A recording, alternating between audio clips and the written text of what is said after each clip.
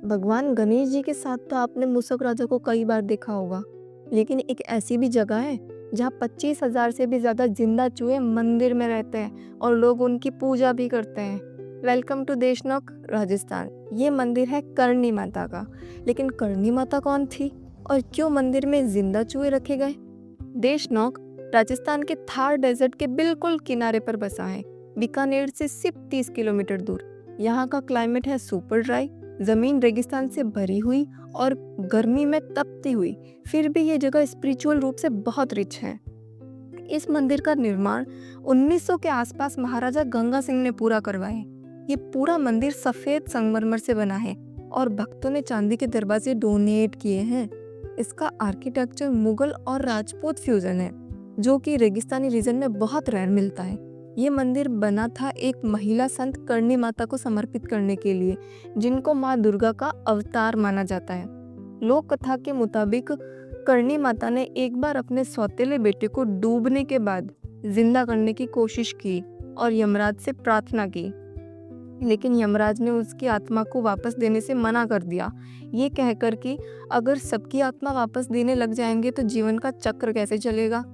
तब करणी माता ने वचन लिया कि अब उनके लोग मरने के बाद यम के पास नहीं जाएंगे, वो चूहे बनकर वही जन्म लेंगे और ये चूहे जब मर जाएंगे तो पुनः मनुष्य योनि में ही जन्म लेंगे और इन चूहों को कहा जाता है काबा। ये चूहे मंदिर में ऐसे ही खुले घूमते हैं, लेकिन किसी भी इंसान को कभी परेशान नहीं करते। अगर गलती से भी किसी ने एक भी चूहा मार दिया तो उस इंसान को चांदी का चूहा बनवाकर मंदिर को देना पड़ता है।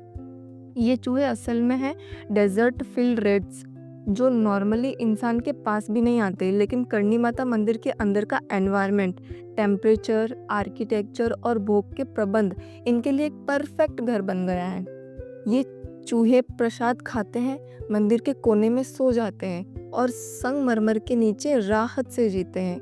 और अगर आपको एक भी सफ़ेद चूहा दिख जाए या वो आपके पैर पर होकर निकल जाए तो ये बहुत ही शुभ माना जाता है। यहाँ हर साल सिर्फ इंडिया से ही नहीं, जापान और यूरोप से भी लोग टेम्पल ऑफ रीबर्थ को देखने आते हैं।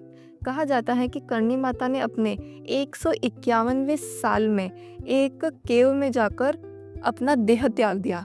लोग मानते हैं उन्होंने किसी तरीके से शरीर नहीं छोड़ा, बल्कि रोशनी बनकर एक पत्थर में समा गई। आज भी उदयपुर के करणी माता मंदिर में उनके चरण चिन्ह संभाल के रखे गए हैं। इतने सालों से कई चूहे यहाँ पर घूमते हैं, प्रसाद भी खाते हैं और वही प्रसाद भक्तों में भी बांटा जाता है। लेकिन आज तक वहाँ पर कोई भी चूहों से फैलने वाली बीमारी से इंसान नहीं मरा। इवन यहाँ पे किसी बीमार इंसान को लाया जाए तो माता जी के आशीर्वाद से बहुत जल्दी ठीक भी हो जाता है। तो आप भी ज़रूर जाएं और ऐसे ही इंटरेस्टिंग और अनोखे फैक्ट के लिए सब्सक्राइब करें। Keep discovering.